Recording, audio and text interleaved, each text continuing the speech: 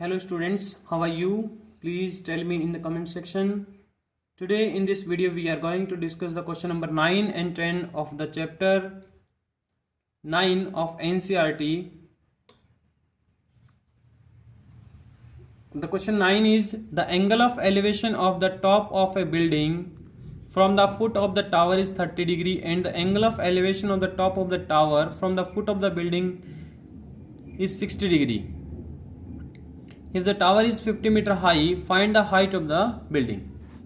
क्या कह रहे हैं इस क्वेश्चन के अंदर कि आपके पास में एक बिल्डिंग है और एक टावर है, ठीक है, और जो टावर है उसकी हाइट 50 मीटर है और टावर के टॉप से जो बिल्डिंग का फुट है उसका एंगल ऑफ एलिवेशन 60 डिग्री है एंड जो बिल्डिंग के टॉप से टावर का जो फुट है उसका एंगल ऑफ एलिवेशन 30 डिग्री है, ठीक है. तो देखो एक टाइम के लिए हम लोग मान लेते हैं कि आपके पास में जो टावर है वो उसकी हाइट DC है और बिल्डिंग की जो हाइट है वो AB है. फिर उसने क्या कहा, the angle of elevation of the top of A building from the foot of the tower is 30 degree. यानी कि फुट ऑफ टावर C है, C से टॉप ऑफ द बिल्डिंग ये रहा, इसका एंगल ऑफ एलिवेशन कितना है 30 डिग्री है, ठीक है. और the angle of elevation of the top of the tower from the foot of the building, building का फुट ये रहा, यहां से जो टॉप ऑफ टावर है उसका एंगल ऑफ एलिवेशन कितना है 30 डिग्री है, ठीक है. तो ये कह रहा है find the height of the building, यानी कि आपको AB निकालना है. हाइट ऑफ बिल्डिंग हमने क्या एज्यूम किया AB, तो आपको AB फाइंड आउट करना है. अब बात ये रहती, कई बार बच्चे क्वेश्चन जो रेज करते हैं कि सर आपने AB की हाइट जब आपको पता ही नहीं है पहले तो आप इसको आपने टावर से कम क्यों लिया, ठीक है. तो इसके लिए मेरा रीजन ये है बेटा कि अगर ये हाइट कम रहेगी तभी इसका जो ये एंगल है ये कम रहेगा, ठीक है. क्यों? बिकॉज देखो ये वाली जो हाइट है DC ये एंगल कितना बना रही है यहां 60 डिग्री और ये वाली जो हाइट है ये किसी पॉइंट पे एंगल कितना बना रही है 30 डिग्री, ठीक है. तो आप यहां से आइडिया ले सकते हैं बाय एंगल, ठीक. नेक्स्ट देखो कैसे सॉल्व करेंगे इसको. एक बार हमने ट्राइंगल कंसीडर किया DCA. इन ट्राइंगल DCA में आपको DC गिवन है तो हम लोग AC फाइंड आउट कर लेते हैं, क्योंकि अगर हमें AC मिल गया तो इन ट्राइंगल ABC AC हमें मिल जाए और ये एंगल हमें पता है तो AB हम निकाल सकते हैं, ठीक है. तो क्या करेंगे, in triangle ADC DC upon AC, DC आपका कितना है side opposite to 60 divide by AC side adjacent to DC, sorry side adjacent to angle A 60 degree. तो ये क्या हो जाएगा tangent 60 means DC by AC is equal to tangent 60. Now DC आपको पता है 50 है, AC आपको निकालना है इक्वल टू टेंजेंट 60 कितना होता है √3. तो क्रॉस मल्टीप्लाई करेंगे तो AC into √3 equals to 50 into 1. तो AC कितना आ जाएगा 50 बाय √3 मीटर. AC आपको मिल गया 50 by √3 metre. Now in triangle BAC AB divide by AC, AB क्या है opposite to 30 divide by adjacent to 30, ये हो जाएगा tangent 30. AB divide by AC कितना निकाला 50 बाय √3 इक्वल्स टू टेंजेंट 30 होता है आपका 1 बाय √3. क्रॉस मल्टीप्लाई करने में AB किसके इक्वल आ जाएगा 1 बाय √3 इंटू 50 बाय √3. तो AB हो जाएगा 50 divide by √3 into √3 is 3, 50 by 3 और 50 बाय 3 क्या हो जाएगा 16 राइट 2 बाय 3 मीटर. यानी कि हाइट ऑफ द बिल्डिंग आपको क्या मिला 50 बाय 3 मीटर या कहें 16 राइट 2 बाय 3 मीटर.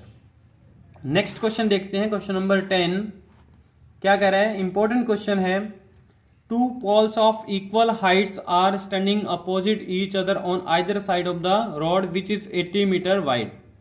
यानी कि आपके पास में एक 80 मीटर वाइड रोड है, तो BC हमने मान लिया कि रोड है जिसकी विड्थ कितनी है 80 मीटर, और इसके अपोजिट में क्या है, दो इक्वल हाइट के पोल्स हैं। तो हमने मान लिया एक पोल AB है और अनदर पोल क्या है CD है।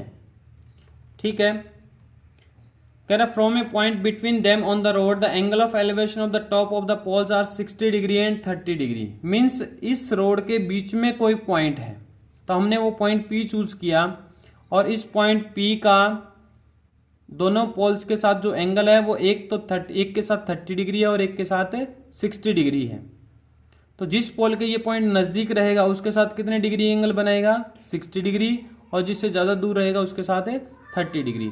क्यों? बिकॉज जैसे जैसे ये पॉइंट C के नजदीक जाएगा ये एंगल बढ़ता जाएगा, बिकॉज जैसे C पे मीट करेगा 90 हो जाएगा, यानी कि जितना ये पॉइंट के नजदीक रहेगा it means angle is greater. तो हमने ये एंगल 60 लिया है और ये एंगल 30 डिग्री। ठीक है, बिकॉज ये पॉइंट क्या है C के नजदीक है, then this point P। Now अब देखो AB और DC क्या हाइट ऑफ द पोल, तो हमने Y एज्यूम कर लिया एक टाइम के लिए। अब जो ये पूरी लेंथ है BC, ये आपको कितना गिवन है 80 मीटर गिवन है। ठीक है, तो हमने PC मान लिया कि X है, यानी कि पॉइंट P C से कितनी डिस्टेंस पे है, X डिस्टेंस पे है, और पॉइंट P B से कितनी डिस्टेंस पे हो जाएगा 80 minus x, because total distance कितनी है 80 है। नाउ इन ट्राइंगल DCP में हम क्या लगा सकते हैं DC अपॉन PC। तो DC अपॉन PC क्या हो जाएगा टेंजेंट 60, और टेंजेंट 60 आपको पता है कितना होता है √3, मीन्स DC अपॉन PC क्या आ जाएगा √3। तो DC किसके इक्वल आ जाएगा PC इंटू √3, और DC किसके इक्वल माना हमने Y, और PC कितना है X, तो X इंटू √3। इसको इक्वेशन 1 कहा। Y की वैल्यू क्या मिली X √3। Now in triangle ABP में AB divide by BP side opposite divide by adjacent equals to क्या हो जाएगा टेंजेंट 30।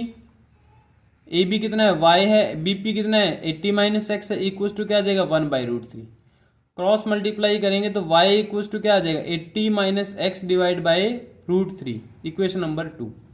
1 और 2 में हमने क्या किया, दोनों से Y की वैल्यू निकाली, तो Y तो क्या है सेम रहेगा। अगर इनकी लेफ्ट हैंड साइड इक्वल है तो राइट हैंड साइड भी इक्वल रहेगी, means x into √3 equals to क्या हो जाएगा 80 minus x by √3। Cross multiply करेंगे तो ये हो जाएगा x √3 into √3 equals to 80 minus x. तो √3 इंटू √3 ये हो जाएगा 3x equals to 80 minus x. 3x plus x 4x equals to 80, तो यहाँ से x की वैल्यू कितनी मिल जाएगी 20। y क्या है आपका x √3, या आप यहां से निकालो दोनों से सेम आएगा आंसर। y x √3 है तो x की वैल्यू 20, तो y आ जाएगा 20 √3 मीटर, और y क्या था हाइट ऑफ द पोल।